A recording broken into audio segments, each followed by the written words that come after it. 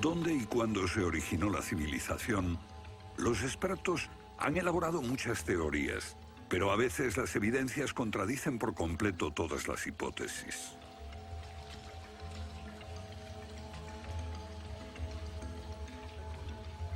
Bajo el suelo congelado de Siberia se han encontrado especies animales extinguidas por un repentino cataclismo global,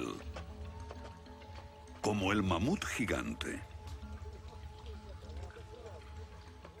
También se han descubierto mapas muy antiguos que muestran la Antártida siglos antes de que fuese descubierta. Este mapa tiene centenares de años y describe la auténtica configuración de la Tierra de la reina Maud, que está oculta bajo 1 kilómetro de hielos, y su configuración real no se conoció hasta 1949. Hace 100 años, un arqueólogo concluyó que la antigua ciudad de Tiahuanaco, en Bolivia, fue un observatorio estelar alineado con el Sol y las estrellas. Calculó que tendría 17.000 años. Su afirmación fue puesta en ridículo hasta hace poco tiempo. La única corrección que yo haría se debe a que ahora contamos con mejores mediciones, y sospecho que su antigüedad sería de unos 12.000 años. Tiahuanaco es la ciudad más antigua que conocemos en toda la Tierra.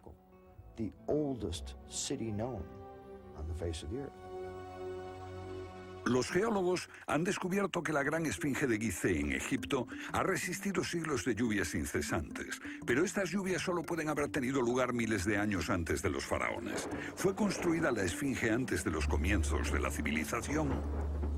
Lo que se pone en cuestión es la historia completa de la civilización. Puede que no haya ido en línea recta desde los estúpidos cavernícolas hasta los hombres tan listos de hoy con sus bombas atómicas.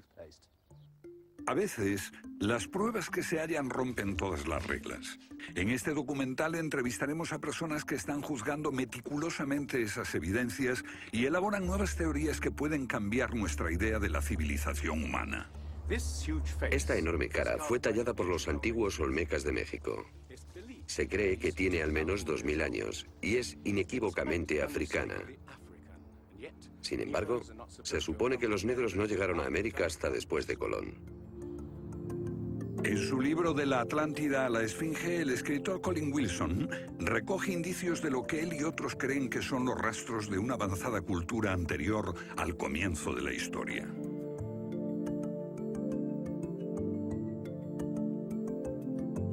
El filósofo griego Platón describió de manera precisa dicha civilización que, según le dijeron los sacerdotes egipcios, surcaban los mares miles de años antes, hasta que fue destruida por un terrible cataclismo. Platón la llamó Atlántida.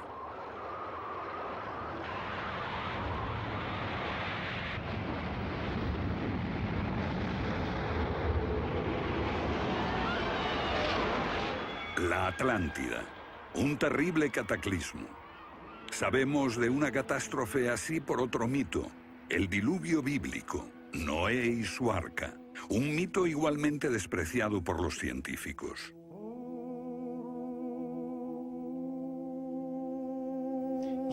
Cuando rechazan el diluvio bíblico y a Noé y el arca como una fábula, los científicos están ignorando el hecho de que hay cientos de mitos de diluvios en todas las culturas, aparte de las narraciones de Mesopotamia y de los hebreos, que dicen lo mismo sobre un desastre planetario que virtualmente borró al género humano antes del comienzo de la historia conocida.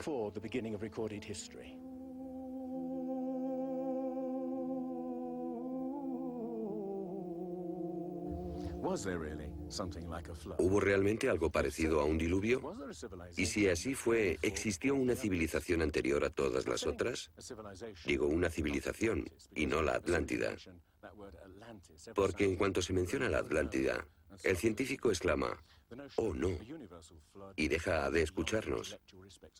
¿Pero es neutral la ciencia? ¿Lo es realmente cuando afirma, limítese a los hechos como punto de partida? La ciencia ha tendido a centrarse más en teorías que en hechos. Una teoría surge para explicar unos hechos, pero otros se dejan de lado. Nuevas evidencias pueden cuestionar la teoría, pero con frecuencia también son ignoradas. Llamamos a estos hechos anomalías. Son evidencias que no encajan en la teoría. En su polémico libro Arqueología prohibida, los científicos Thompson y Cremo muestran lo que ocurre cuando una evidencia contradice las teorías científicas. En los últimos 150 años, los arqueólogos y antropólogos han enterrado tantas evidencias como las que han desenterrado, literalmente. Básicamente estamos ante lo que llamamos un filtro del conocimiento. Este es un rasgo fundamental de la ciencia y de la naturaleza humana. La gente tiende a filtrar cosas que no convienen.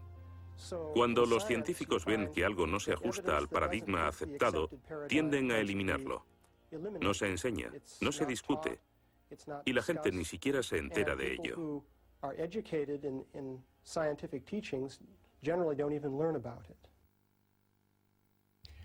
Lo que estamos diciendo, por ejemplo, sucedió en Iatitlan, México, en 1996. Cuando la arqueóloga Janestine McIntyre amenazó con echar abajo la teoría convencional de que el ser humano es relativamente nuevo en la Tierra, que llegó a Siberia hace unos 30.000 años y en América hace unos 20.000 años. En México, la arqueóloga Stine McIntyre descubrió herramientas de piedra y huesos humanos y los sometió a una batería de pruebas científicas. En 1966 pensamos que era un yacimiento antiguo y creímos que tendría unos 20.000 años. En aquella época se pensó que era demasiado tiempo. Cuando lo datamos mediante una batería de métodos, supimos que tenía 250.000 años. Sinceramente, yo me hubiera sentido feliz con los 250.000 años. Fui ingenuo y pensé, bien, voy a dejar de pensar en las fechas. Tenemos la información. Hemos conseguido los hechos. Tomemos estos hechos y partamos de ahí. No me di cuenta de que arruinaría mi carrera por completo. Todas sus oportunidades profesionales se frustraron. El yacimiento fue cerrado. Los permisos para investigar denegados sistemáticamente. No obstante, más de 30 años después, unos arqueólogos descubrieron en Siberia vestigios de seres humanos de 300.000 años de antigüedad. Una fecha que de repente hizo que la datación de Jan McIntyre no pareciese tan improbable después de todo. No es necesariamente una conspiración deliberada. No decimos que se trate de personas reunidas en una habitación y diciendo, vamos a engañar a la gente. Es algo que ocurre automáticamente en la comunidad científica. Cuando una evidencia difiere de la teoría predominante, no se habla de ella, no se da información. Y eso significa que la ciencia deja de progresar de la forma en que uno desearía.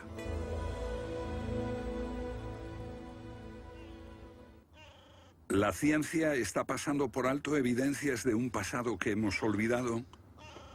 ¿Pueden ser ciertos los mitos que nos hablan de la existencia en este planeta de civilizaciones que desaparecieron miles de años antes de que comenzase la historia registrada? Una nueva clase de investigadores está estudiando las anomalías que la ciencia tiende a descartar. Se plantean preguntas que pueden cambiar nuestro concepto sobre la historia humana. La fortaleza inca de Sacsayhuamán, de edad indeterminable y construida por gente que carecía de metales duros o de cemento, que no conocían la polea, ni la rueda, ni la grúa. Solo miren esta piedra. He contado 11 ángulos. Debe pesar más que 200 coches juntos y revela la increíble habilidad de la gente que la hizo. Y también algo más. Una capacidad asombrosa para manipular objetos de este tamaño. ¿Cómo diablos las levantaban?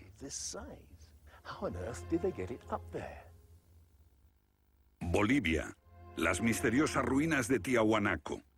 La misma habilidad manual, una capacidad de construcción que resulta inexplicable. Las piedras están perfectamente ensambladas. Intentemos insertar una aguja en cualquier punto de las junturas. La aguja no entra.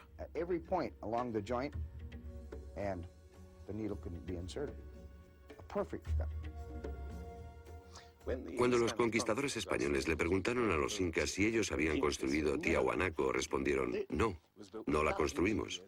Se hizo miles de años antes de que viviéramos nosotros. La evidencia muestra que fue erigida por una civilización avanzada. Un descubrimiento casual nos lo revela. Los bloques de construcción de Tiahuanaco no están pegados con cemento. El que separa estas piedras descubre el inesperado brillo metálico que las mantiene unidas.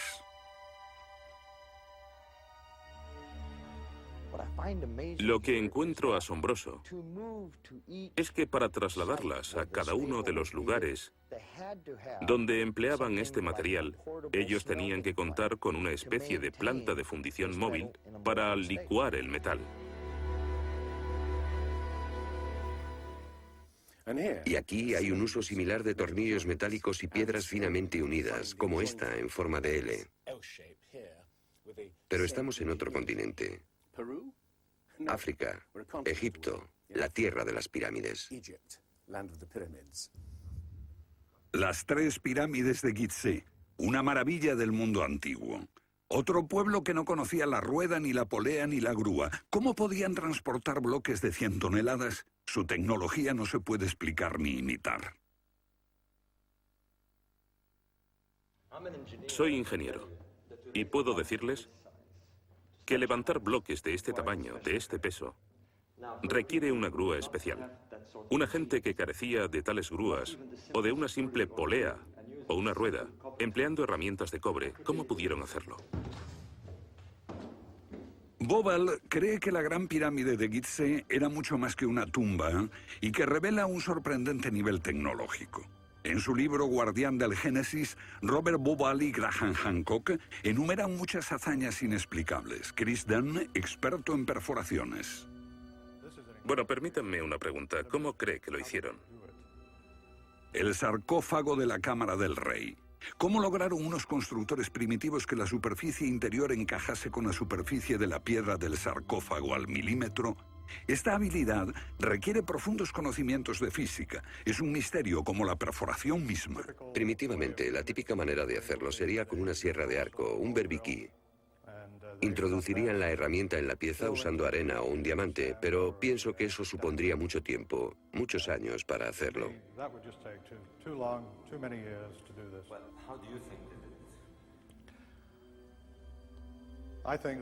Creo que debieron haber usado herramientas más potentes. Hoy, para perforar esto, tendríamos que hacerlo a una velocidad de 6-10 milímetros por revolución de taladro en el granito. Ellos lo hicieron más rápido de lo que lo haríamos nosotros. Más rápido, investigadores como Chris Dunn se preguntan acerca del propósito de emplear este raro instrumento en un friso oculto. ¿Taladros superpotentes? Esto parece una conclusión precipitada. Los indicios de un taladro de alta velocidad se erigen en otro misterio sin resolver. Ahora miren esto. La increíble precisión de la mano de obra. La total suavidad de las paredes en esta supuesta tumba para bueyes sagrados. Y que implica un alto nivel de destreza. Por supuesto, eso podría explicarse en términos de cientos de obreros puliéndolas durante 10 años seguidos. Pero, si hablamos del misterio de los vasos egipcios, no como este vaso de arcilla que acabo de comprar, sino vasos hechos de alabastro, basalto e incluso diorita, que es la piedra más dura de todas.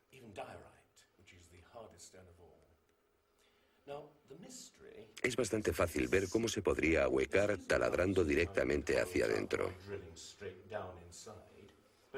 Pero, ¿qué pasa con los ángulos? La tecnología moderna es incapaz de hacerlo.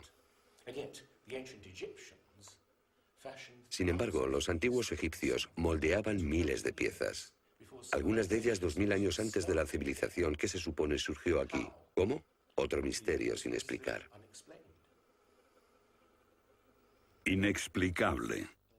¿Cómo pudieron los constructores alinear sus gigantescas pirámides con los puntos cardinales tan impecablemente? En perfecta dirección este-oeste y norte-sur, con una exactitud no igualada por los modernos constructores. La Gran Pirámide parece ser un modelo matemático del hemisferio norte e incorpora el trascendental valor de pi, las veces que cabe el diámetro de un círculo en su circunferencia.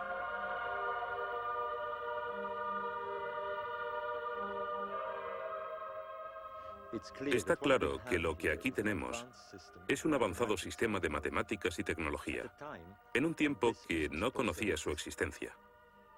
Para lograr estos resultados, los antiguos constructores tenían que usar un eclímetro de 52 grados. Cualquiera otro no valdría. Pero no solo los egipcios conocían el valor pi. Ese valor también está representado en la pendiente de esta pirámide y en el extraño ángulo que le dieron sus constructores, en Teotihuacán, México, el lugar que los indios llamaban Ciudad de los Dioses.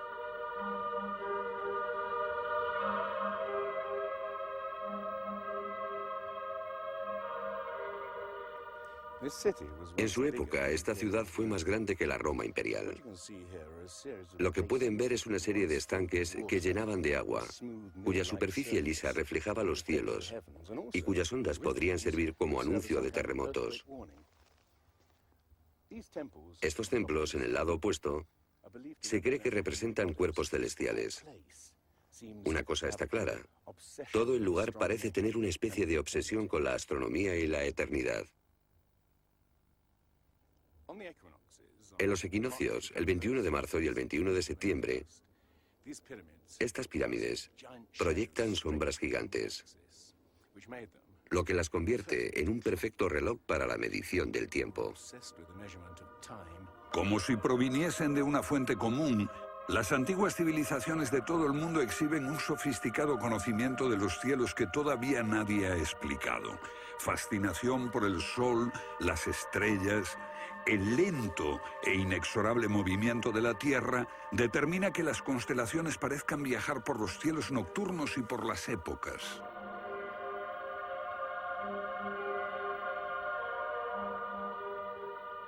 Según los estudiosos, los antiguos egipcios no tenían un gran conocimiento de la astronomía.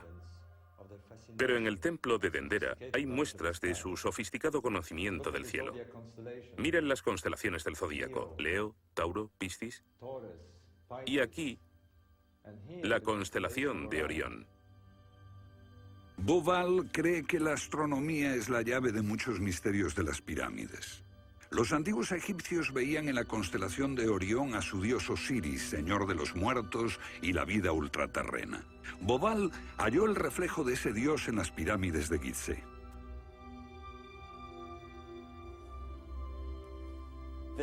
Esto es realmente un misterio. Pequeños canales de ventilación orientados hacia arriba. Para los egiptólogos no eran más que canales de ventilación, pero los astrónomos piensan distinto. Para el antiguo Egipto esto fue Rostau, la entrada al reino subterráneo, el reino del dios Osiris u Orión. Para los antiguos egipcios, Orión era Osiris, el gran dios de la resurrección. Esto es una reconstrucción del cielo en el año 2500 a.C., y fue sorprendente descubrirlo.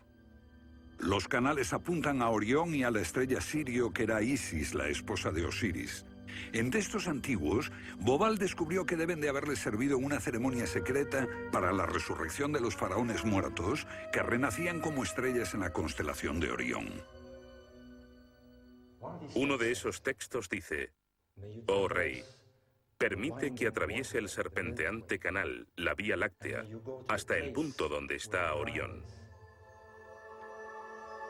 Bauval cree que Osiris tenía tal importancia que los constructores emplazaron las 3 pirámides de Gizeh para que fueran un reflejo terrestre de las 3 estrellas del cinturón de Orión. Esa correlación fue solo el comienzo. Bauval descubrió que los antiguos habían dado nombre de estrellas a otras 2 pirámides próximas. Esto le hizo entrever un plan más amplio y quedó perplejo. La constelación de Orión, el dios Osiris, estaba en el cielo y en la tierra.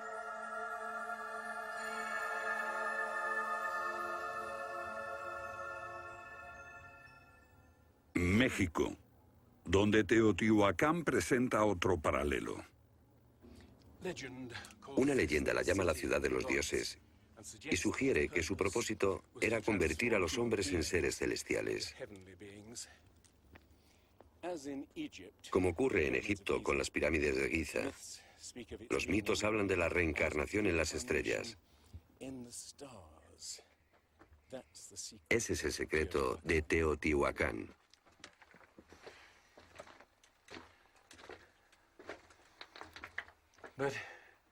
Pero esta pirámide presenta otro enigma mayor. Cuando se excavó por primera vez en 1906, se halló una enorme capa de mica. Ahora sabemos que la mica se usa como aislamiento eléctrico. No tenemos idea de para qué la utilizaban ellos. Lo que resulta aún más extraño es que la mica procede de Brasil. Imaginemos el problema de trasladar toda esta mica a más de 2.000 kilómetros de distancia. ¿Cómo? ¿Con qué finalidad? No tenemos ni idea. Tiahuanaco, Bolivia. Otra cultura perdida revela la misma fascinación por el sol y las estrellas. Hace 100 años, el arqueólogo boliviano Poznański observó que en el primer día de primavera el sol salía exactamente por el centro del templo. Fue el inicio de un gran descubrimiento. Poznański descubrió que este templo era un observatorio, un gran reloj para medir la progresión del sol. Y podemos utilizar ese alineamiento astronómico para datar el lugar. Durante el año el sol sale cada día por un punto diferente del horizonte. El primer día de primavera un observador vería salir el sol exactamente en el centro. Estudiando el esquema de Poznański, dedujimos que en los primeros días de invierno o de verano el sol saldría por encima de las piedras angulares. Pero no fue así. Los arqueólogos actuales dicen que los constructores cometieron un error de cálculo. Después de observar la perfección con la que se construyó este sitio, con piedras de 100 toneladas, sugerir que los marcadores del solsticio están mal alineados me parece increíble. Neil Stide hizo una completa verificación de los cálculos de Poznański. Midiendo el ángulo de las piedras angulares y comparándolo con las posiciones actuales de salida del Sol, Poznański calculó que Tiahuanaco fue construida hace 17.000 años. En ese tiempo, la inclinación del eje de la Tierra era ligeramente distinta de lo que es hoy en día y el Sol habría salido directamente encima de las piedras angulares.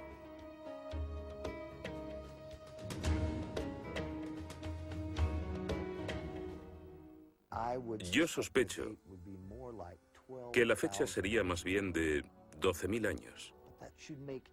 Pero eso haría que todos nos cuestionásemos completamente los orígenes de la civilización. Una civilización perdida en el tiempo dejó sus huellas en varios lugares del mundo. Los sacerdotes egipcios dijeron al filósofo griego Platón que una civilización así habría existido hace 12.000 años. Pero según la ciencia, el ser humano abandonó la prehistoria hace solo 5.000 años. En Egipto, el investigador John West descubrió que la esfinge de Gizeh no resultó alterada por el clima de la misma forma que las construcciones del entorno, erosionadas por la arena y los vientos del desierto. En vez de un desgaste horizontal, la esfinge tiene marcas de erosión redondeadas y onduladas. No se necesita ser geólogo para mirar y ver lo que se debe al tipo de clima. Solo el agua cayendo copiosamente sobre las paredes del recinto pudo producir esos contornos redondeados.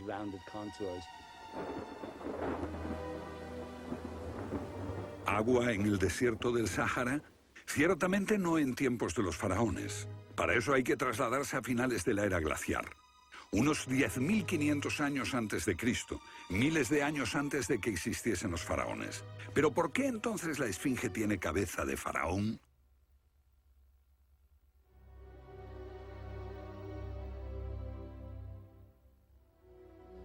La cabeza es desproporcionadamente pequeña. Desde el aire se ve que el cuerpo de la esfinge es largo y aplanado, y la cabeza casi se parece a la de un alfiler. Para nosotros, esto indica que ha sido tallada más de una vez. En otras palabras, la cabeza se rehizo en algún momento de su larga historia. John West cree que la esfinge era originalmente un enorme león que un desconocido grupo de escultores modeló en la roca antes del 10.500 a.C. Se comenzó a erosionar cuando el final de la era glaciar alteró el clima y causó lluvias que cayeron durante siglos. Solo miles de años después, un faraón habría tallado la cabeza con su propia imagen. ¿Tiene la esfinge más del doble de la antigüedad que creíamos? La teoría fue ridiculizada por los egiptólogos, pero los geólogos les respondieron que los hechos estaban allí. Más extraño aún. Según Robert Bauval, la evidencia astronómica sugiere que las pirámides de Gizeh parecen revelar esa increíble antigüedad. La disposición de Gizeh coincidía misteriosamente con la posición de Orión en el año 10.500 a.C., cuando la esfinge miraba hacia Leo, su propia imagen en los cielos. La puesta de Orión en esa fecha distante se correspondía exactamente con las tres pequeñas pirámides, y existen muchos otros hechos difíciles de entender.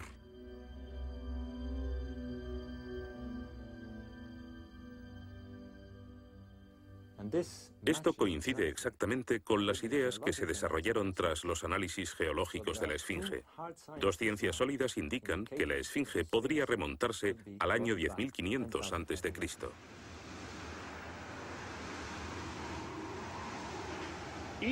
Egipto sufrió unos cambios muy dramáticos a finales del período glaciar, especialmente en torno al 10.500 a.C., cuando unas impresionantes inundaciones cubrieron el terreno de aluvión y acabaron con el valle del Nilo y con el delta en general.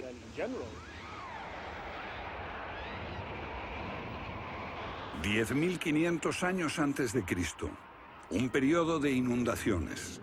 ¿Pudieron los diseñadores de Gizeh remontarse a un tiempo tan distante? El tiempo de sus mitos dice que el dios Osiris y sus asistentes ascendieron del caos para traer los primeros frutos de la civilización. ¿De dónde vinieron?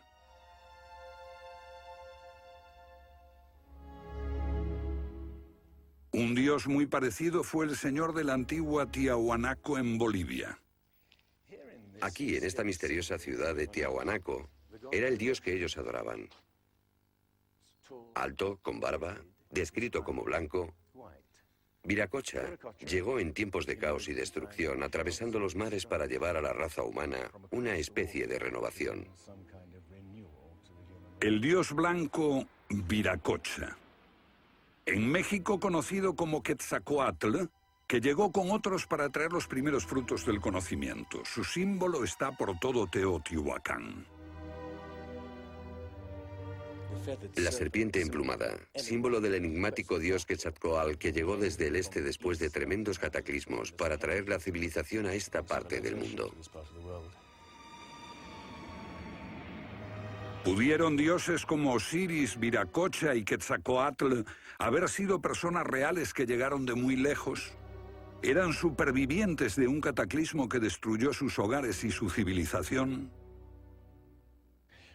Ahora la pregunta que nos hacemos es esta. ¿Existió una remota civilización, hasta ahora sin identificar, que llegó a Egipto, México y Sudamérica? ¿Y que dejó su impronta en un cuerpo de conocimientos, por difícil que sea de discernir? Tomados por separado, acepto que los datos aislados revelan poco, pero consideremos juntos todos esos elementos comunes. Ambos lugares tienen enormes pirámides, alineadas exactamente con los puntos cardinales, e incorporan avanzados conocimientos matemáticos. Ambas culturas demostraban un asombroso conocimiento de astronomía expresado en los grandes monumentos sagrados que erigieron. Aunque no conocían ni la polea ni la rueda, ambas pudieron hacer construcciones con enormes piedras finalmente ensambladas en un estilo único, con ángulos en forma de L y tornillos de metal. Y ambas utilizaron el proceso de la momificación para preservar y honrar a sus muertos. Aquí se halló una nueva y asombrosa pista cuando la doctora Balabanova, de la Universidad Alemana de Ulm, descubrió que muchas momias de Egipto contenían cocaína y nicotina, naturales de Sudamérica. Tengo una cantidad de cartas insultantes. Dicen que todo esto no tenía sentido, que yo fantaseaba, que era imposible porque estaba comprobado que antes de Colón esas plantas no existían en ninguna parte del mundo, excepto en América.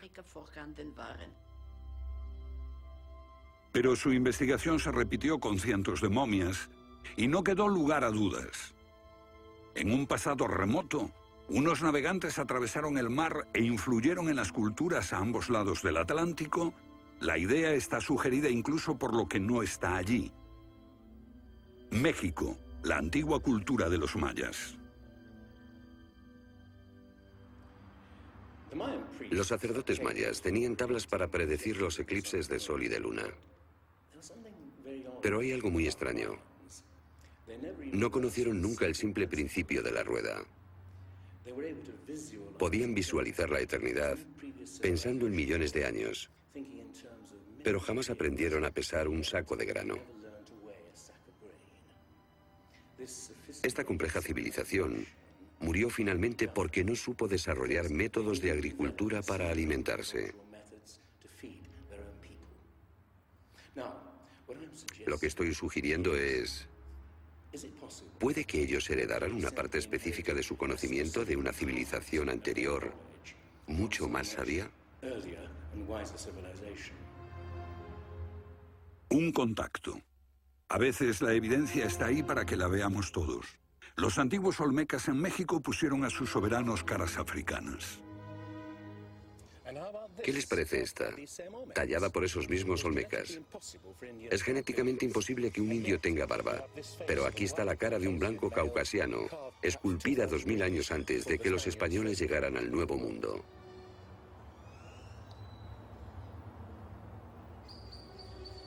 Caras de africanos y de caucasianos esculpidas muchos siglos antes de Colón. ¿De dónde vinieron? ¿Cómo llegaron aquí? ¿Cómo influyeron en la más antigua cultura de América Central, en la cultura madre de México? Lo que todos los arqueólogos saben es que de pronto se materializaron alrededor del 1500 a.C. Esta gente, cuya expresión característica era la de esculpir enormes caras de piedra, cabezas de caucasianos y africanos que parecen haber salido, no se sabe de dónde.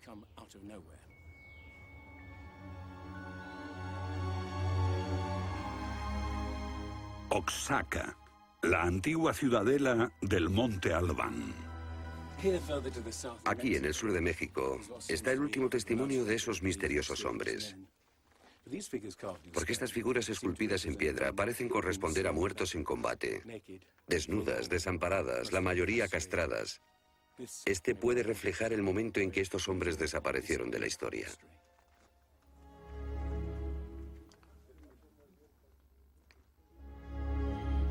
Entonces, ¿hubo una compleja civilización de navegantes que cruzó el Atlántico siglos antes de Colón? Pero tenemos otra evidencia. Estos son viejos mapas que sugieren que los antiguos marinos tenían un conocimiento de la Tierra que nunca se ha explicado. Un puzzle para los científicos de este siglo. En 1513 el almirante turco Piri Reis cartografió parte del mundo que nadie había visto hasta entonces. Colón solo exploró la zona del Caribe. No bajó a esta zona de Sudamérica, hasta la Antártida. No estuvo nunca por esa zona. Pero estos mapas muestran todos estos detalles con gran precisión, antes de que cualquier explorador europeo llegase a esas regiones.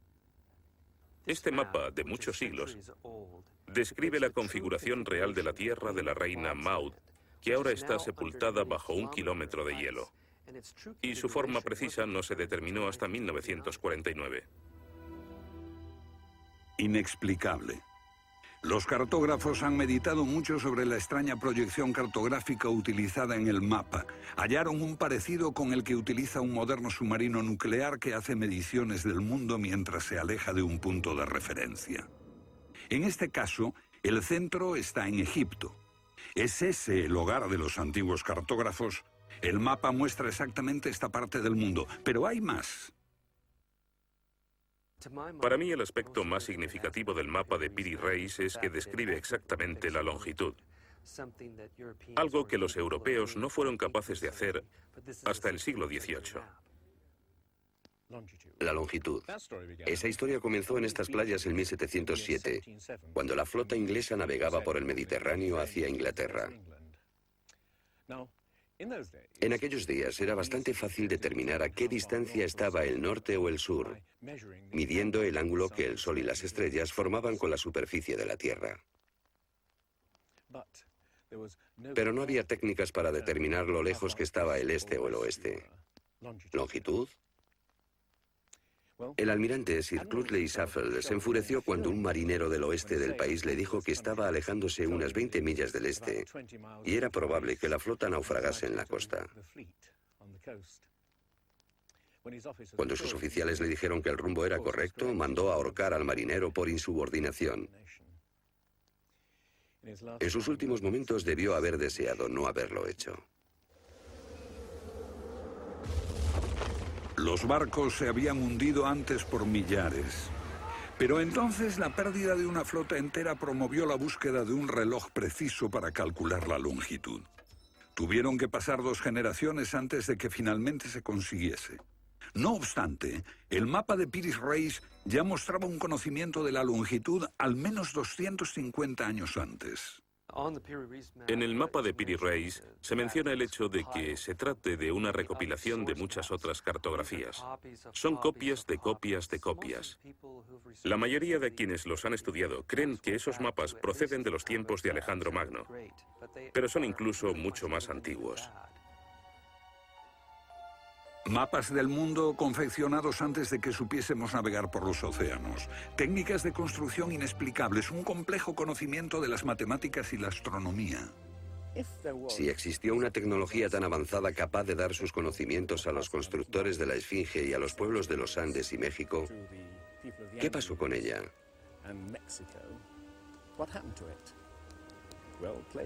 Platón dice que existió esa civilización avanzada tecnológicamente y capaz de surcar los océanos del mundo, la Atlántida, situada en una enorme isla-continente. Rechazando una civilización perdida, la ciencia niega también la idea de una catástrofe global que la destruyó. Pero Platón y la Biblia no son las únicas evidencias. El Popol Vuh, libro sagrado de los mayas, habla de enormes marejadas e inundaciones que azotaron el mundo durante meses. Una lluvia fría y negra indescriptible y granizo. Los antiguos hablaban de tiempos de caos, de inundaciones y oscuridad de los cuales emergieron los dioses para dar forma a la tierra de Egipto.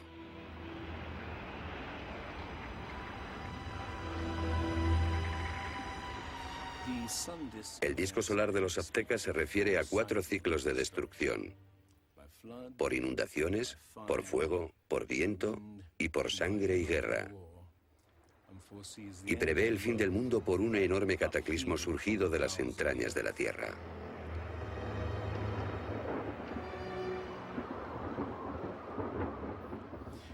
Otros mitos de la América antigua hablan de inundaciones apocalípticas y torrentes de fuego, de erupciones volcánicas y terremotos. Un pasado que no podemos recordar ni olvidar.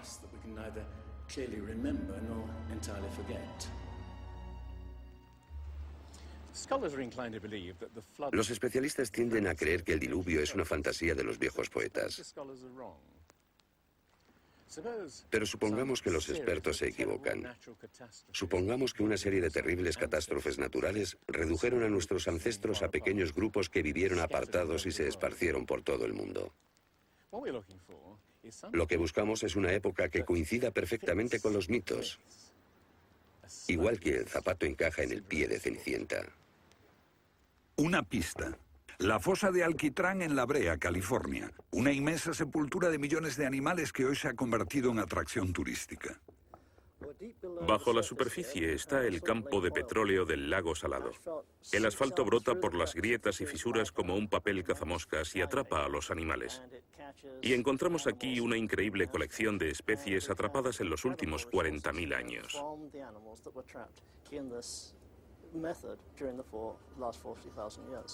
Esta fosa de Alquitrán puede leerse como un libro de tiempos remotos, cuando abundaban los animales y nosotros no los considerábamos como originarios de América. Mamuts, elefantes, rinocerontes, perezosos gigantes, tigres sable, incluso caballos y camellos.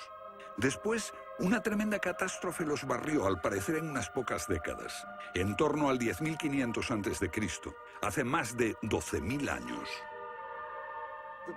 Todos los grandes animales, cualquier animal más grande que un coyote, se extinguieron en pocas décadas. Sí, fue sin duda una gran catástrofe.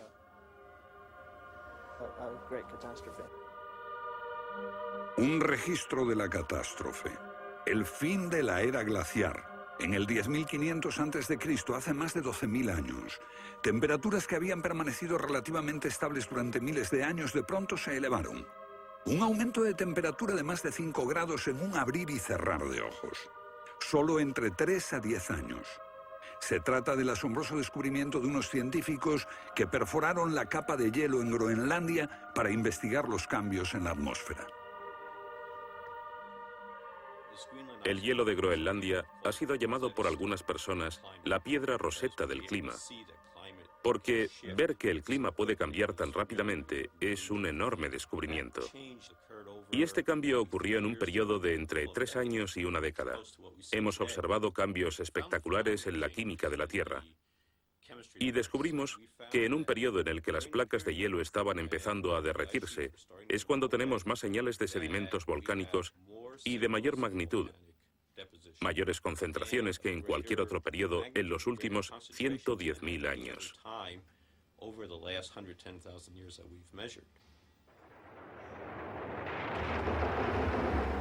Un surgimiento de volcanes nunca visto, acompañado por desórdenes atmosféricos y gigantescas inundaciones. Porque mientras las placas de hielo de más de 1 kilómetro de espesor se derretían en pocos años, el nivel de los mares aumentaba dramáticamente. De repente, los mares ocuparon lo que había sido suelo seco. Se podía caminar desde Gran Bretaña a Escandinavia antes de que una revolución climática diese forma al Mar del Norte. Fue un periodo en que las grandes inundaciones cubrieron las llanuras de América del Norte y por eso es que se encuentran esqueletos de ballenas en Michigan. Un tiempo de cataclismos a finales de la era glaciar, que puede coincidir con los mitos. Solo en el Nuevo Mundo se extinguieron alrededor de 70 especies de grandes animales. Mamuts, perezosos gigantes, camellos, caballos. Permítanme ponerlo en perspectiva. En los anteriores 200.000 años se había extinguido menos de 1/3 de esa cantidad. Y este modelo extraordinario de extinción se repitió en Europa y Asia. En las capas subterráneas de hielo de Siberia y Alaska se descubrió una masa enmarañada de huesos de millones de animales que perecieron en un cataclismo. El mamut gigante no murió a manos de los cazadores. Desapareció por una catástrofe natural. A finales del siglo XIX, unos cazadores encontraron por casualidad el cuerpo de un enorme animal congelado. Después de ser desenterrado y transportado, se encontró que en el estómago tenía plantas pertenecientes a un clima templado y aún sin digerir. El animal se había congelado de una forma muy rápida, como no es capaz de hacerlo ningún congelador moderno. Lo cierto es que hace unos 12.000 o 13.000 años un frío inmenso azotó Siberia. El enigma de los mamuts congelados en un instante ha dado pie a extrañas anécdotas.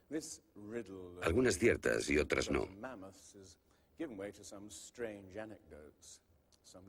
Lo que es auténtico es un informe del barón Wrangel, un naturalista del siglo XIX que descubrió la isla Byrd al norte de Siberia,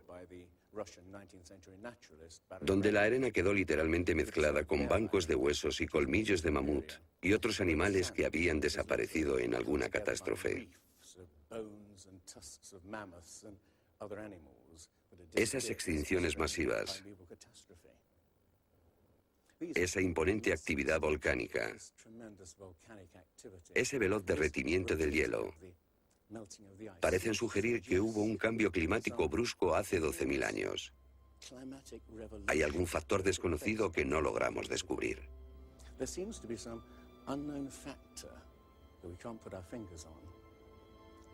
El fin de la era glaciar. ¿Qué provocó esa revolución?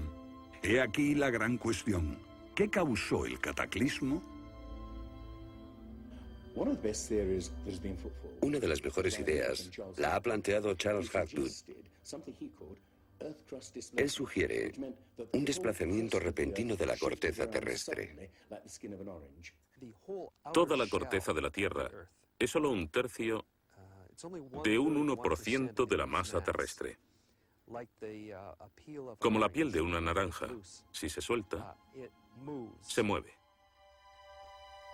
Más fina que una cáscara de huevo, la corteza de la Tierra queda apoyada en un interior líquido. La teoría imperante sobre la corteza terrestre es la de las placas tectónicas. Los continentes se separan lentamente durante cientos de millones de años. Aunque la ciencia rechazó esa teoría durante más de medio siglo, ahora niega también la idea de que la corteza pudo moverse en su conjunto y repentinamente. Pero un científico quedó hipnotizado por la idea. Se llamaba Albert Einstein.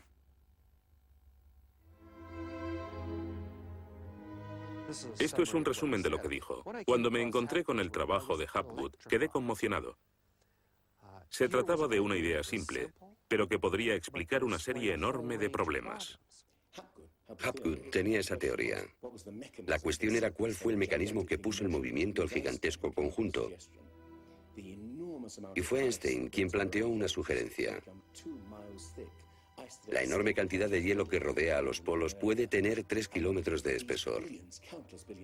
Esos incontables miles de millones de toneladas de hielo, si se formaran de un modo desproporcionado, harían que toda la Tierra se sacudiese como una rueda, con un enorme peso colocado en su borde. Esta vibración bastaría para hacer que la corteza de la Tierra se moviese súbitamente. Hace 55.000 años el Polo Norte estaba cerca de Europa, pero de pronto se desplazó hacia la bahía de Hudson, en Canadá. Y en torno al año 12.500 a.C. se volvió a mover casi 2.000 millas hasta donde está actualmente. O es mejor decir que las tierras y los mares atravesaron el polo, impulsados por un repentino desplazamiento de la corteza terrestre. De ser así, esta es una de las cosas que habían ocurrido al final de la era glaciar. El desplazamiento impulsó a América fuera de la zona polar. El mar en el norte se congeló con una fina capa de solo unos metros de espesor. La inmensa vieja capa de hielo de Norteamérica, con más de 1,5 kilómetros de grosor, se derritió rápidamente en pocos años. Ahora, lo que es muy interesante de la teoría de Hapgood y Einstein es que también explica bastante bien algunos otros mitos, independientemente del diluvio. Hay mitos sobre tremendos terremotos, catástrofes volcánicas, lluvias negras cayendo del cielo, congelación repentina, congelación del suelo. Y podemos ver que un ejemplo de esto es precisamente lo que pudo pasar si la corteza terrestre se desplazó. Con bastante rapidez, las áreas que antes habían estado congeladas pasarían a ser zonas cálidas, y así se explicarían hechos como el rápido congelamiento de los mamuts en Siberia. Si el desplazamiento de la corteza terrestre causó el diluvio que aniquiló una civilización, ¿dónde estaba esa civilización? Algunos investigadores creen haberla hallado en la isla griega de Santorini, que fue devastada por una terrible erupción, o en la antigua Troya, o en la isla alemana de Heligoland, casi arrastrada hacia el Mar del Norte. Pero no se ha encontrado nada. Y es precisamente este problema lo que ha hecho descartar la Atlántida de Platón como una propuesta seria. Veamos. Los oceanógrafos han cartografiado los suelos oceánicos y sencillamente no hay ningún continente perdido.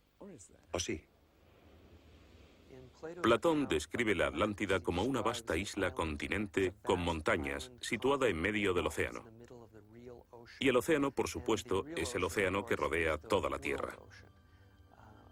Fue más tarde que comenzamos a dividir el océano en diferentes partes, llamándolo Atlántico, Pacífico, etc. En realidad el mundo tiene un solo océano. Y los mitos de todo el mundo son muy explícitos acerca de lo que pasa. El Zen-Avesta de la literatura védica describe que esa isla no solo se destruyó tras un diluvio, sino que está cubierta por nieve y hielo. De modo que estamos buscando una isla cubierta de nieve en medio del océano, y una gran candidata para este papel es la Antártida. Si el Polo Norte se desplazó, también debió hacerlo el Polo Sur. Flennat cree que hace 12.000 años una parte de la Antártida permanecía en zonas templadas y pudo haber albergado una civilización que desapareció cuando el continente se convirtió en el Polo Sur. Esa es la explicación que él encuentra en los mapas que muestran partes de la Antártida que están debajo del hielo. El almirante turco Piri Reis demuestra un conocimiento de la Antártida que no debería de tener. Tras examinarlos, especialistas en cartografía de la Armada y de las Fuerzas Aéreas nos dicen: hemos hecho comparaciones de picos salientes y de montañas. Hemos descubierto que coinciden de forma asombrosa. Lo que debemos enfatizar es que no estamos hablando de un mapa, el mapa de Piri Reis, que podría cuestionarse. Estamos hablando literalmente de docenas de mapas. Por ejemplo, el mapa Phineus de la Antártida es sumamente preciso en cuanto a la configuración, mostrando sistemas fluviales que existieron allí, pero que no se conocían en el siglo XVI. La Antártida no fue descubierta hasta cerca del año 1800. Entonces, ¿cómo pudieron los cartógrafos europeos representarla? Solo, cree Flenaz, si ellos la copiaron de copias de otras copias de mapas que se remontan milenios atrás. Hace solo unos 25 años supimos que bajo la capa de la Antártida existían unas islas, un continente bajo un océano helado. Sin embargo, esa información ya estaba aquí, en este mapa. Estas islas de aquí corresponden a este área, y el modelo de nevadas aquí es muy intenso. Nada aquí. Estas islas debajo de este punto se podrían haber unido entre ellas antes de unirse a la tierra firme. Así, lo que se describe aquí es algo que yo creo que verdaderamente ocurrió en torno al 8000 a.C. Puede que en el 6000 a.C. a lo sumo. No hay forma de saber cómo lo consiguieron, a menos que postulemos la existencia de una civilización con habilidades para la navegación y la confección de mapas que solo se reinventaron en nuestro tiempo.